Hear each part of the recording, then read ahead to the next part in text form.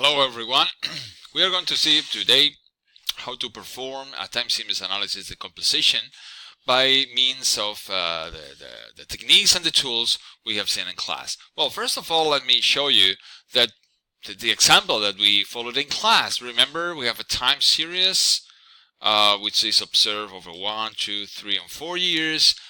We have computed the average and the standard deviation of the series, and we can see, looking at this graph, that, well, there is no specific growing pattern. So the grower is the higher the level of the series, the higher the dispersion.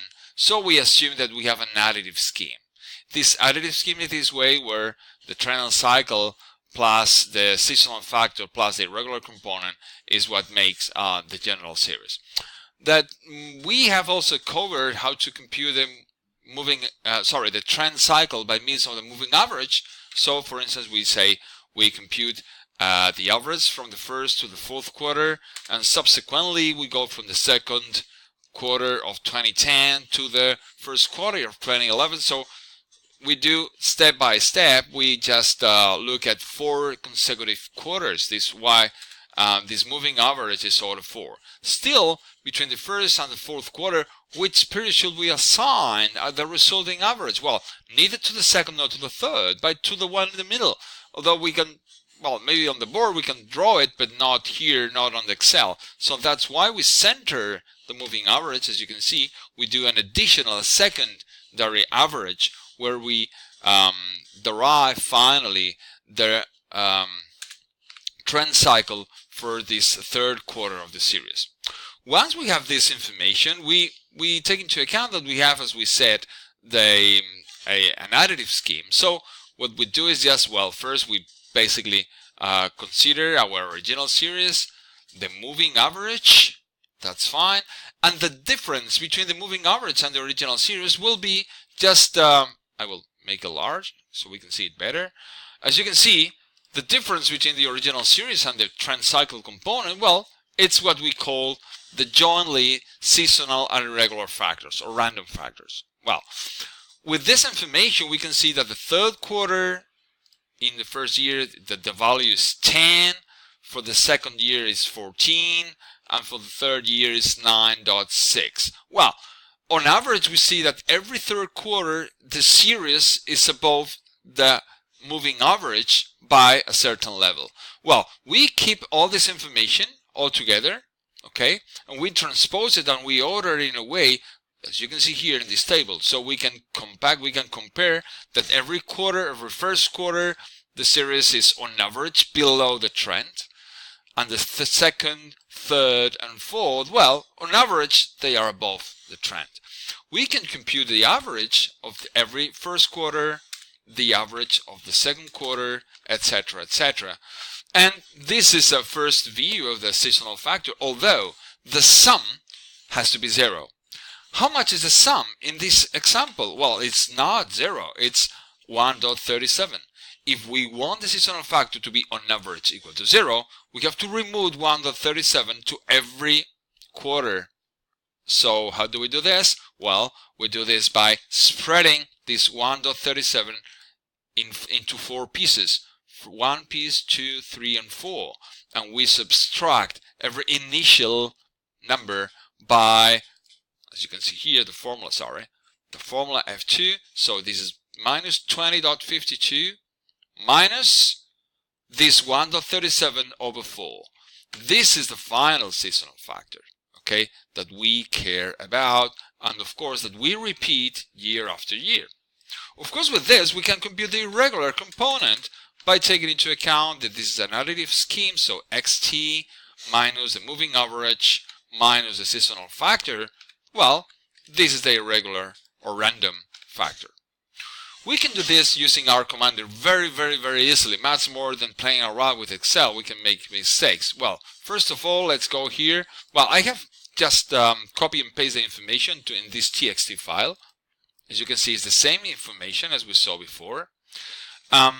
The information is separated by tabulations, and the numeral decimal separators are dots. Having this into account, we come to our commander, we say data, import data from a text file.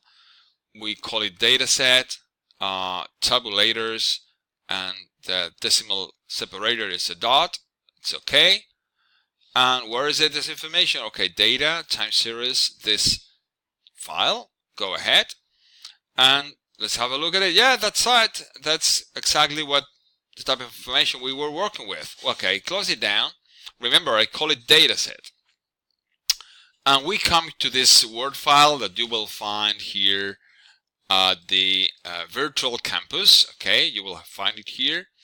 Okay, we go on and we say, well, first of all, let's declare that our dataset is a time series dataset starting in 2010, first quarter, frequency 4 years. I just select, right click, copy.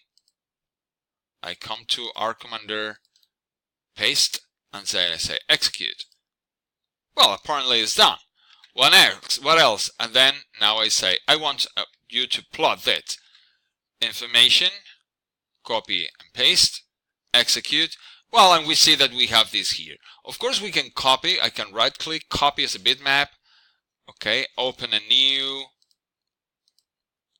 double click here, a new file, and as you can see with paste, I just Ctrl V, and then we have this graph that we can place wherever we want.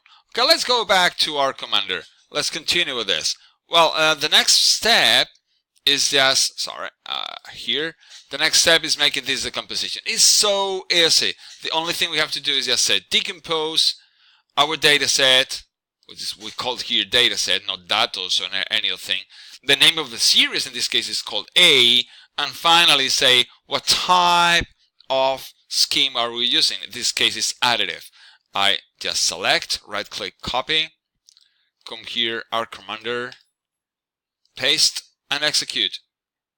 And that's it. It's done. As you can see, we have the same information that we have in the Excel. So for instance, and we have the original series, the seasonal factor, which of course is repeated. Let's check it out. -20.85833, etc. Let's have a look at here. Yeah, that's it. This is exactly the same as we did with Excel. That's great for us.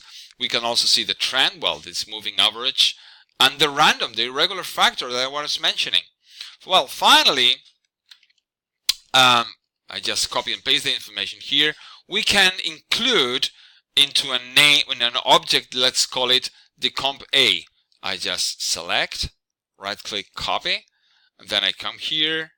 So by doing this, I repeat, we just include all the information we worked with into this object, which is called decomp A. Execute. Okay, once it's here, we can say, now plot the full object. Execute, and then I come here and I can see that in a shot this is done. Warnings. Well, first warning, just remember that anytime we are working with an object, it's called decomp A. Well, we can declare this, but dataset. If you import data, import, for instance, and you call it differently, well, for instance, you say here datos or anything like this. Well, you have to be careful and working with this. Again, A is the name for the series. Remember, in this case, our series is named A. If your series is called prices, so you have to change it for prices. And of course, if you change this for additive into multiplicative, you have to change it here as well, right? And that's it. I think you have more or less a brief idea of how it works and how can you develop it yourself.